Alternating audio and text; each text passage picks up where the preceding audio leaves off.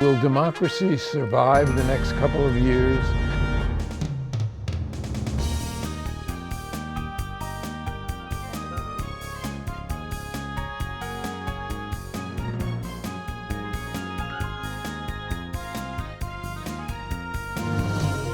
Access to Democracy is made possible by donations from the following organizations. Thomson Reuters, a global company with expertise and insight to unravel complex situations in the areas of law, tax, compliance, government, and media. Their worldwide network of journalists and editors keep customers up to speed on relevant global events.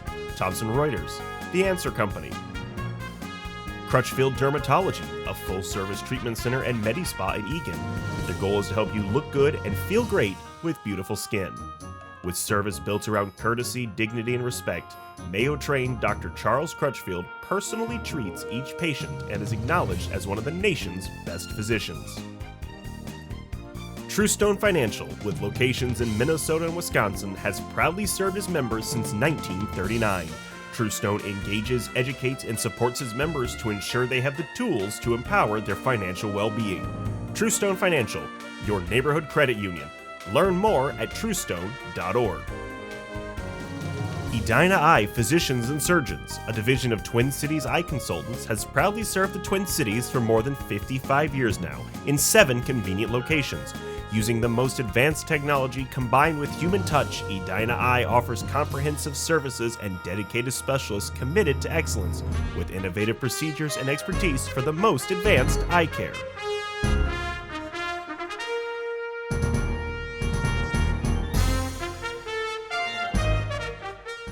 Welcome to Access to Democracy. Once again, Alan Miller with you. We have a first-time guest with us, a guest I've been trying to get here for several years. We've actually had her husband on, who's the other member of the team, and we'll get into that. But welcome, Marcia Freeman. Thank you for having me. I'm really happy to be here. Oh, we're really pleased that we finally got you on camera. Yes, even if it can't be live, Zoom is the next best thing. And so Marcia is known as the author's wife, and we'll talk about that because the author is Brian Freeman, who has been a frequent guest and who has won just about every award in writing this year that it's conceivable to win, prolific, but Marcia is a partner in the Freeman dynasty. And so a funny thing happened at Carleton College 37 years ago. Why don't you tell us about that? Actually, I'll tell you, it's almost 40 years. Is it it's that a little longer ago. Yes. I was moving in the fall of my senior year of college, and I had broken my ankle, of all things, the week before. So I was moving in, and the gentleman next door was helping me move in. And you know how you rent those little mini fridges? I rented one of those. And so this gentleman called to his roommate and said, "Could you bring in the fridge for her?" And he said, "Sure." And lo and behold, that was Brian. And that was how I met him, was he brought in my fridge. And yes, it was love at first sight. But the other guy was the gentleman, and Brian. Yeah. Brian actually proved himself to be quite the gentleman too, so that was good. And Brian Freeman, who has gone on to greatness as an author from just not only his own books, which we'll talk about, but now he's picked up on a major series, which we'll talk about also. But he has a partner. He has a full-time partner, a person who really is the first reader of all his material, who's a tough critic, who also handles and saves him a lot of time because she coordinates the events and she keeps the books, and he trusts her to keep the books. So that's a good thing. Talk about that relationship and how it's evolved, Marcia. Well, it's an interesting thing, and people will ask me regularly, okay, the author's wife, you know, how did that come about? And it actually came about just very organically because people would say to me when I was introduced, so who are you? And I said, well, I'm Marcia Freeman. I'm the author's wife. And it just kind of became a bit of a running joke with us. And so we decided that, I ought to just kind of try to find an email address that people could write to me if they wanted to. And, there are so many different ways to spell Marcia, so many, several different ways to spell Freeman. And then it's, okay, do you run the words together? Do you not? What do you do and everything? Lo and behold, the author's wife at hotmail.com had never been taken. So I grabbed it. So that was how that started. And over time, it was one of these situations where, of course, Brian would be writing and he'd be like, well, could you take a look at this? And I'm like, sure, what the heck? So basically, it was that he needed somebody to take a look at, the manuscript first, do a proofread through for him. And I said, sure, I'm here. This is good. I can do this for you. So over the years, whenever he would finish a manuscript, he would print it out and hand it over to me. And if you don't think that one is kind of full of challenges, boy, you've never done some proofreading for your spouse, because it's been a process that we've developed over the years. And it's a unique one that, to be honest, you've got to have a very strong relationship to be able to handle properly. Because as his first reader, I am actually seeing a product that he has created before anybody else. So imagine having to sit down with your spouse and say, you know what, I really like the way you did this, but you know what, I don't like the way you did that. And that's what I'm doing. And that's tough because I need to figure out a way to give him constructive critique, and he's got to figure out a way to accept that.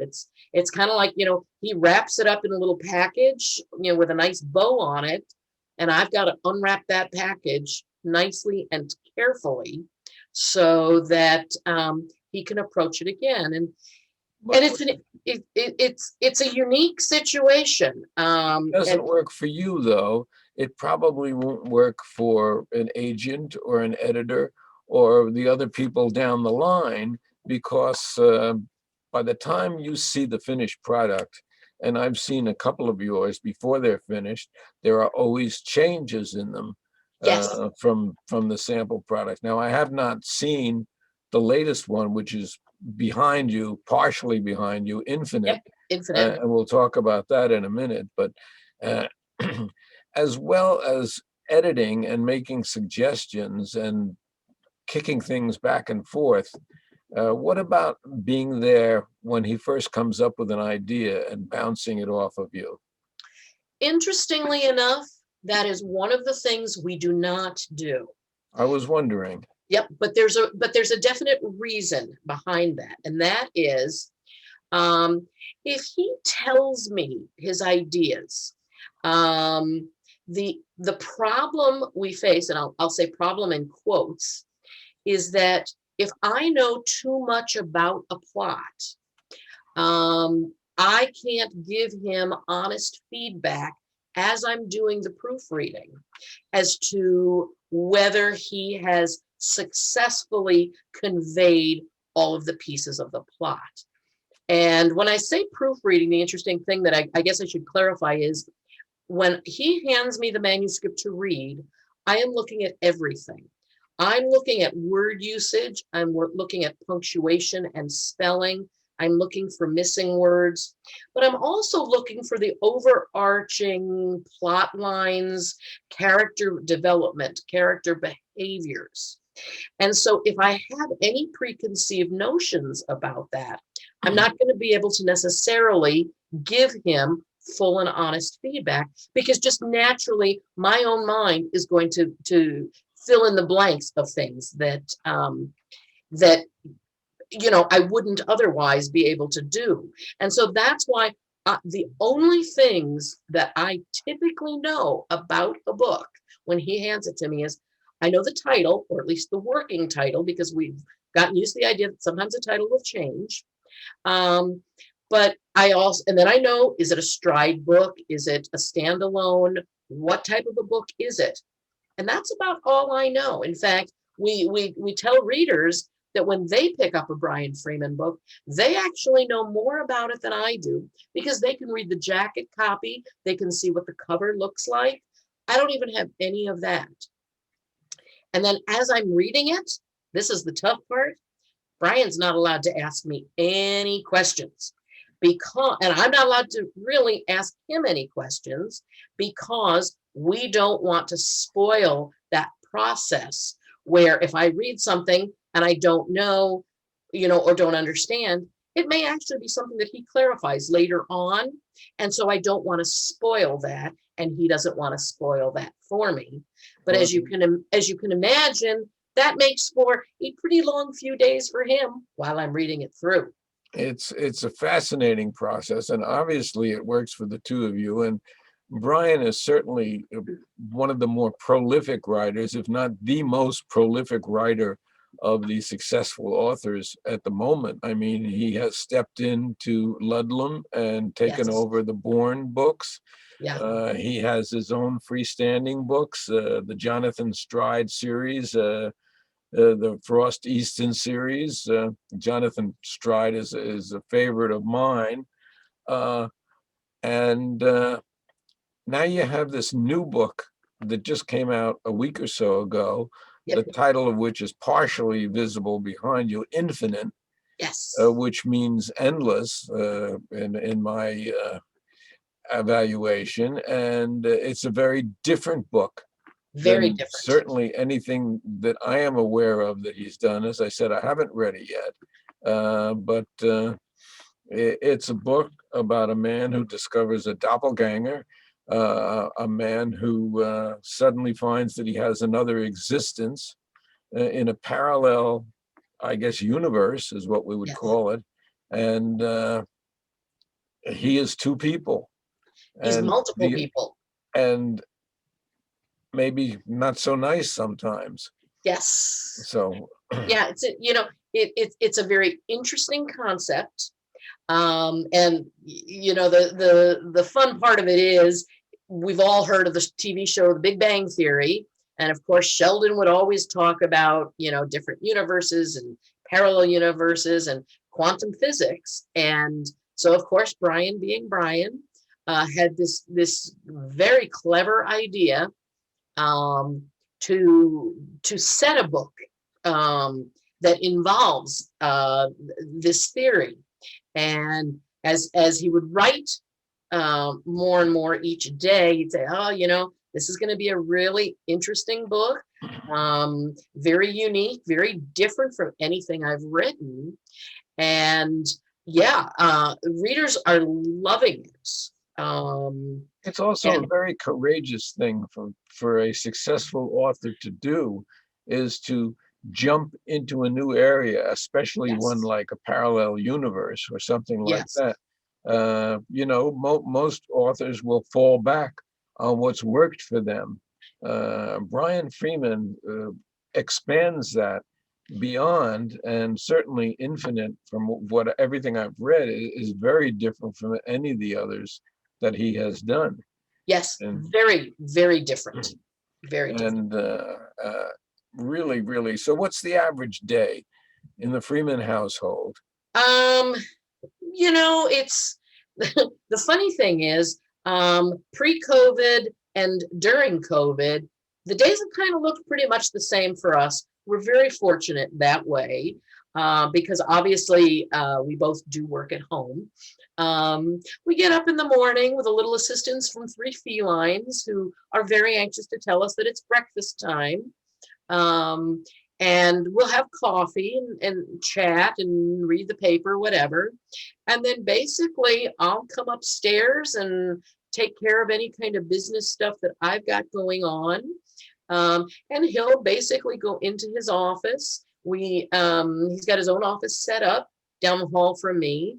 So he will spend the morning writing and or brainstorming and or responding to readers.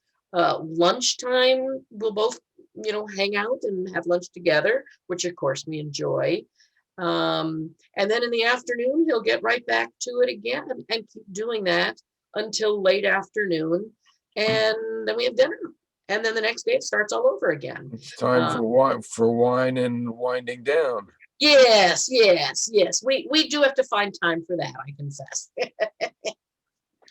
But it's a very interesting thing for us to be able to tell people that we are very, very fortunate. We get along.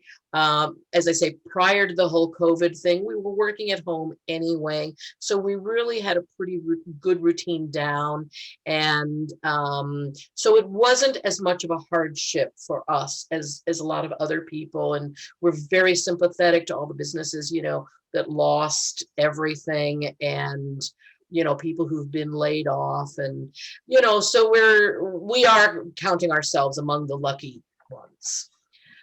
Now, Brian's books, as successful as they are not political. No.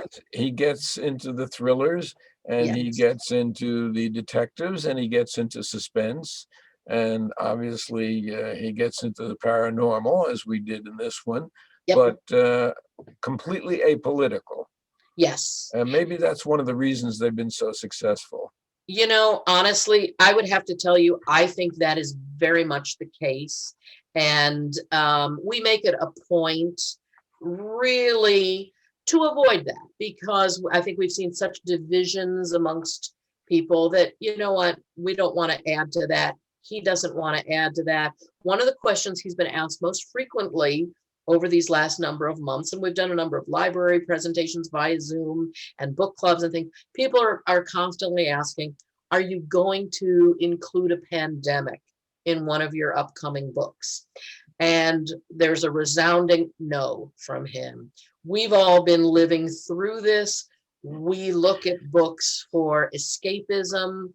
So no, don't expect to see that kind of a thing in a Brian Freeman book. And people thank him for saying that, because this is not what they want to read about. They want the diversion now. Now, one of the things I know that you haven't been able to do in this lockdown year is really have your own diversions, your trips, your travel, even book signings and things like that.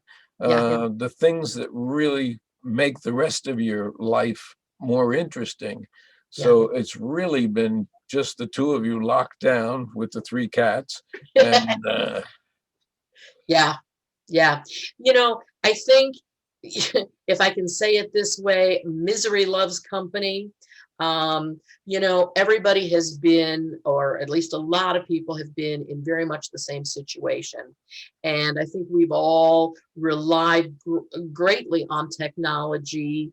We've done Zoom events, but we've even done, just social chatting with friends, on our own Zoom account or FaceTime, phone calls, texting, social media.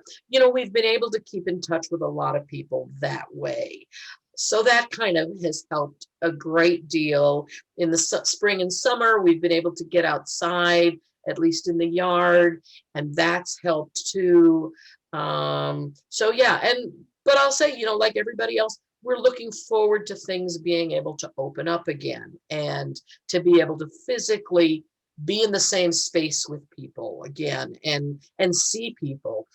But there has been one really good aspect of this, and that is in doing Zoom events, people that we wouldn't normally have a chance to go and visit their areas, they've been able to participate because of technology. So that's actually been the one good thing, I think, that's come out of it, is we've been able to reach a lot more people, like you and I are talking now, even though thousands of miles might separate us. And that's been a really good thing. We've been able to do that for the first time with the program also, Yeah. because normally we're in the studio. Yeah. And here we are, and we've had people from both coasts, and we've had people from, we had a writer who lives on an island off the state of Maine, and Mhm. things like that. Yeah. And it's been very interesting in that regard. Yeah. I think Zoom will be part of our future, although I really look forward to getting back into the studio Yeah. and seeing the crew once again. Yeah. Avi has acclimated himself to Zoom, fortunately, so we've been able to keep up our broadcasting, but Yes. or our telecasting. But still, it's not the same, and we miss that aspect of it. We miss seeing the crew, and there have been a lot of technological advances that we're looking forward to seeing in the year that we've been out.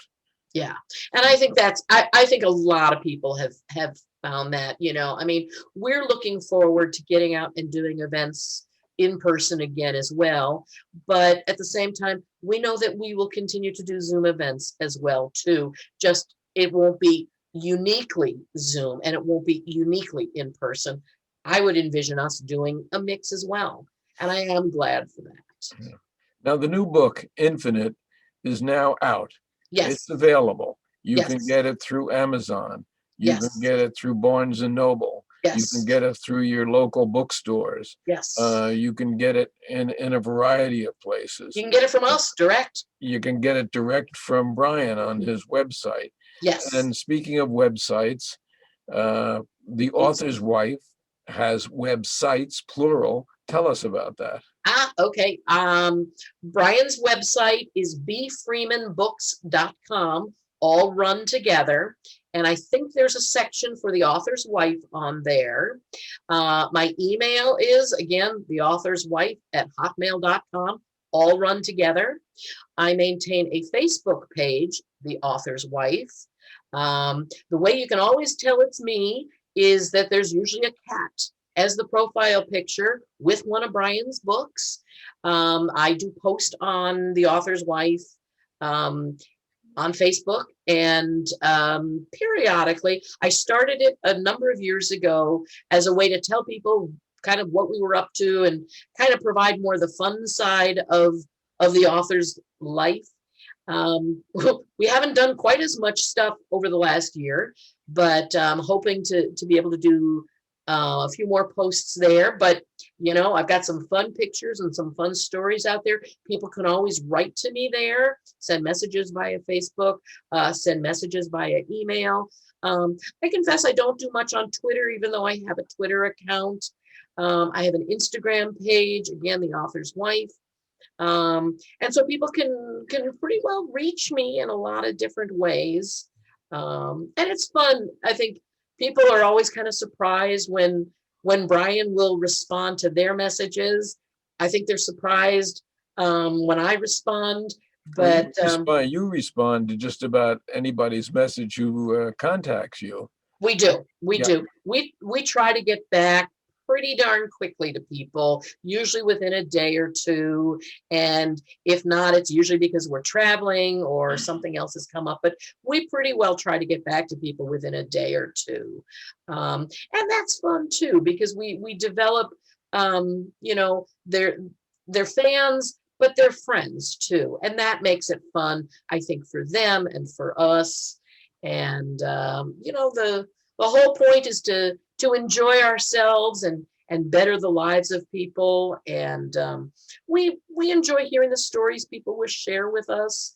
And in fact, I just heard from somebody earlier this week who was telling me about how her daughter has rediscovered a love of books through Brian's books. And, that's wonderful. So, one of the things I know Brian says is, don't send me ideas for books. Don't send me ideas. I have my own, and he has more than enough. he does. He doesn't need anybody else's contribution. It, How is he at dealing with deadlines? Because I You know know- you always have deadlines from your publishers. Yes. I will say Brian has always been remarkably disciplined at deadlines. I don't know that I've ever met anybody who is able to focus so well. And again, particularly this last year, to focus and be creative. Many authors we've talked to will say the same thing. That, oh my goodness, it's been so hard to focus. But Brian's always been remarkably focused. And I think that's really helped. Now that he's stepped up the pace of his writing, with writing, 3 and 4 books in a single year, he's got to be focused. And he really just kind of nose to the grindstone, and he's in there every day. Usually he tries to take 1 or 2 days off, a week, like the weekend, but sometimes he's working 7 days straight to meet the deadlines. But he meets them. And He does. And that's amazing. I mean, yeah, there are some writers, for instance, another of my favorite writers is Daniel Silva. Well, Daniel Silva turns out 1 book a year. yeah, Brian Freeman, on the other hand, will turn out a Bourne book, yes, perhaps a Jonathan Stride book, an Infinite book, maybe a Frost Easton book, or yeah, maybe something that we're not even thinking about that he comes yep, up with. yes. And he's writing them all himself. It is totally him and his computer, and he is just in there doing it.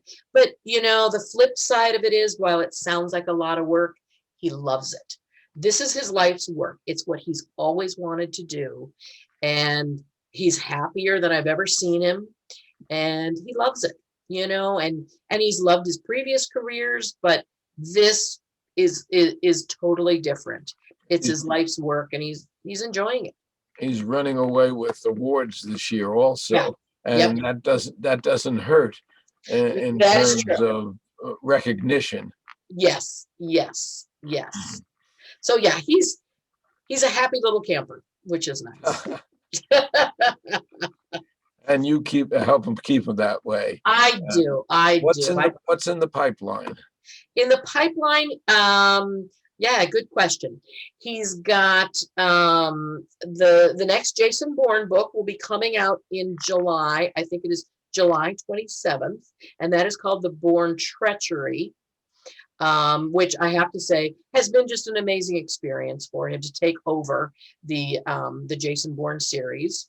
In June, I think it is, he will have a follow-up audiobook coming out called The Ursulina, which is the follow-up book to his book, The Deep, Deep Snow. And I'm missing something. He's got them coming out so hot and heavy. I can't keep them all straight.